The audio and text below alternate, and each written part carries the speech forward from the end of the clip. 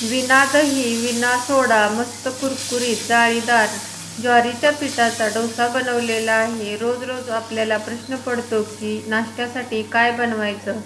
आज इथे मी मस्त असा ज्वारीच्या पिठापासून बनणारा जाळीदार आणि कुरकुरीत डोसा बनवलेला आहे। हा ब्रेकफास्ट अगदी 10 मिनिटांमध्ये तयार होतो। इथे बघा, हा डोसा अगदी कुरकुरीत झालेला आहे। या डोशाबरोबर खाण्यासाठी बिना नारळाची चटकदार चटणीही बनवलेली आहे। वेळ न घालवता रेसिपीला सुरुवात करूया। नमस्कार, जया इंडियन रेसिपी चॅनलमध्ये सर्वांचं खूप खूप स्वागत आहे। ज्वारीच्या पिठाचा डोसा बनवण्यासाठी घरातील कोणत्याही वाटीने 1 वाटी ज्वारीचं पीठ घेतलेलं आहे। त्याच्यामध्ये 1 कांदा बारीक चिरून टाकलेला आहे, थोडीशी कोथिंबीर आणि चवीनुसार मीठ टाकलेलं आहे। आता आपल्याला कोरडेच हे सर्व साहित्य छान असे मिक्स करून घ्यायचं आहे। त्यानंतर थोडंसं पाणी ओतून आपल्याला डोश्यासाठी लागणारं बॅटर बनवायचं आहे। सर्व साहित्य छान असे मिक्स झालेले आहेत आणि त्याच्यामध्ये इथे मी थोडं पाणी ओतत आहे।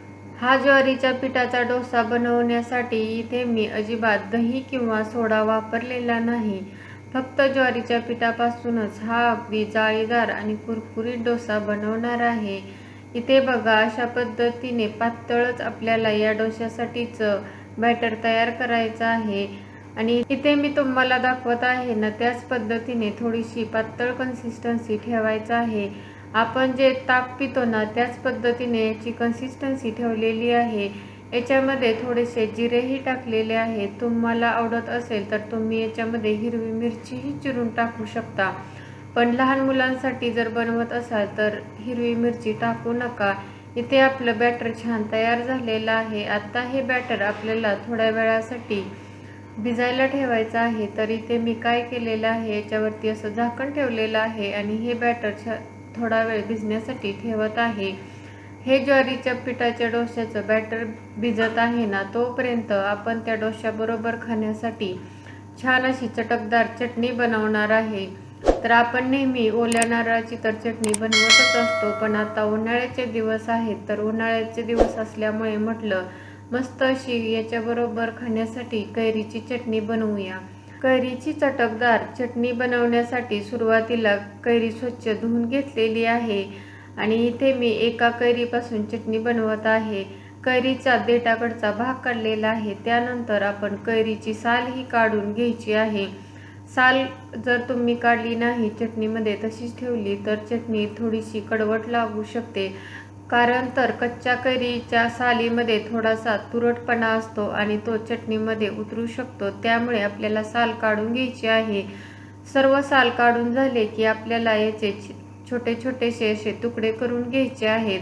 तुम्हाला जर या डोश्याबरोबर खाण्यासाठी ओल्या नारळाची चटणी बनवायची असेल तर तीही याच्याबरोबर छान लागते, किंवा मग जर तुम्ही टोमॅटो केचप किंवा टोमॅटो सॉस बरोबरही हा डोसा सर्व केला तरीही छान लागते आणि दह्याबरोबरही हा डोसा तुम्ही सर्व करू शकता। आता हे कैरीचे तुकडे एका मिक्सरच्या भांड्यामध्ये टाकलेले आहेत। चवीनुसार मीठ टाकलेलं आहे, त्याचबरोबर थोडीशी लाल मिरची पावडर टाकलेली आहे। चटणीची जशी कन्सिस्टन्सी हवी आहे त्यानुसार तुम्ही याच्यामध्ये पाणी ओतू शकता। थोडीशी बारीक चिरलेली कोथिंबीर टाकलेली आहे। 3 ते 4 लसूण पाकळ्या टाकून याची अशी स्मूथ पेस्ट बनवून घेतलेली आहे। इथे बघा, मस्त अशी चटकदार कैरीची चटणी तयार झालेली आहे। चटणीला वरून छान असा तडका देऊया, म्हणजे चटणी खूप टेस्टी लागेल।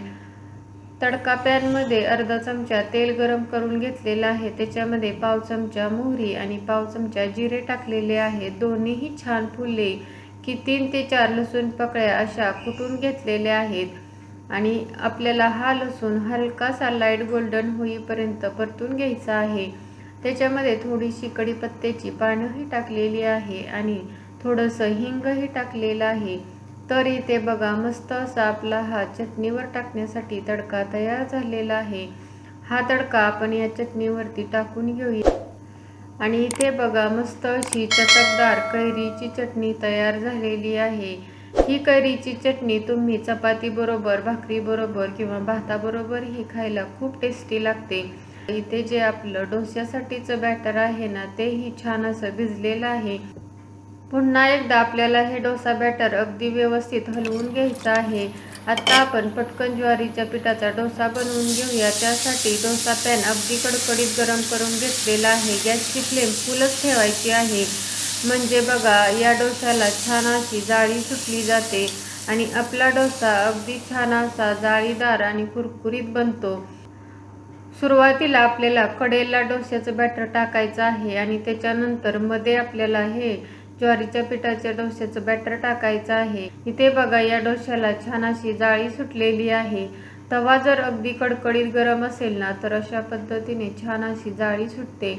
थोड्या वेळानंतर वरच्या साईडने हा डोसा सुकला की याच्यावरून अशा पद्धतीने सर्व बाजूने तेल ओतायचं आहे आणि छान असा मीडियम गॅसवरती हा डोसा आपल्याला भाजून घ्यायचा आहे। भाजताना लक्षात ठेवायचं आहे की हा तवा आहे ना तो आपण अशा पद्धतीने सर्व साईडनी गॅसवरती हलवून घ्यायचा, म्हणजे डोसा अगदी छान असा सर्व साईडनी भाजला जातो। इथे बघा अशा डोश्याच्या साईड सुटले की आपल्याला हा डोसा छान असा खालून भाजलेला आहे। आणि इथे बघा शेवटी 1 मिनिटे काय करायचं आहे, गॅसची फ्लेम कमी ठेवायची आहे, म्हणजे हा डोसा अगदी छान असा कुरकुरीत होतो। इथे आता मस्त असा हा कुरकुरीत डोसा झालेला आहे आणि इथे मी या प्लेटमध्ये हा डोसा काढून घेते। इथे बघा मस्त असा आपला ज्वारीच्या पिठाचा कुरकुरीत डोसा तयार झालेला आहे। इथे मी तुम्हाला आवाज दाखवते बघा, मस्त असा हा भरपूर असा कुरकुरीत ज्वारीच्या पिठाचा डोसा तयार झालेला आहे। हा डोसा आपण तयार करून घेतलेल्या कैरीच्या चटकदार चटणी बरोबर सर्व करूया। अगदी टेस्टी असा हा डोसा आणि चटणी लागते। तर तुम्हीही नाश्त्याला अशा पद्धतीने हा ज्वारीच्या पिठाचा डोसा आणि चटणी बनवून पहा। राहिलेल्या बॅटरचेही आपल्याला डोसे बनवायचे आहेत। प्रत्येक वेळेस आपल्याला डोसा बनवताना असं हे बॅटर व्यवस्थित हलवून घ्यायचं आहे आणि तवा छान कडकडीत गरम असायला हवा आहे। सुरुवातीला कडेनेच आपल्याला हे बॅटर टाकायचं आहे आणि त्याच्यानंतर मध्ये हे बॅटर टाकून घ्यायचं आहे। इथे बघा याही डोश्याला अगदी छान अशी जाळी सुटलेली आहे। व्हिडिओमध्ये ज्या काही मी टिप्स दिलेल्या आहेत त्या टिप्स वापरून तुम्हीही अशा पद्धतीने ज्वारीच्या पिठाचा डोसा नक्की बनवू शकाल। राहिलेले डोसेही मी अशाच पद्धतीने बनवून घेणार आहे आणि इथे मी जेवढं बॅटर घेतलेलं होतं ना त्याच्यापासून बरोबर 5 एवढ्या आकाराचे ज्वारीच्या डोसे तयार झालेले आहेत।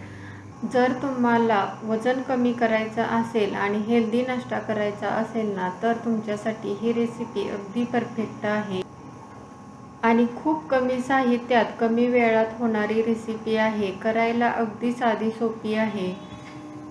सर्वच डोसे अगदी छान असे कुरकुरीत आणि जाळीदार झालेले आहेत। तुम्हीही ही रेसिपी नक्की ट्राय करून बघा आणि कमेंटमध्ये मला नक्की सांगा की रेसिपी कशी झालेली आहे आणि तुम्ही कोणत्या गावातून किंवा शहरातून ही रेसिपी पाहत आहात किंवा व्हिडिओ पाहत आहात हे मला कमेंटमध्ये नक्की सांगा। तुम्हाला हा व्हिडिओ आवडला असेल तर व्हिडिओला नक्की लाईक करा, फ्रेंड्स फॅमिली बरोबर शेअर करा। तुम्ही जर माझ्या चॅनलवरती नवीन असाल तर प्लीज चॅनलला सबस्क्राईब करा आणि त्याच्या शेजारी जे बेल आयकॉन आहे तेही प्रेस करा, म्हणजे असेच नवनवीन व्हिडिओ मी घेऊन येत जाईन आणि त्याचं नोटिफिकेशन सगळ्यात पहिल्यांदा तुम्हाला भेटेल। व्हिडिओ शेवटपर्यंत पाहिल्याबद्दल खूप खूप धन्यवाद। पुन्हा भेटूया अशाच नवीन रेसिपी बरोबर। तोपर्यंत मस्त खा, हेल्दी रहा। नमस्कार।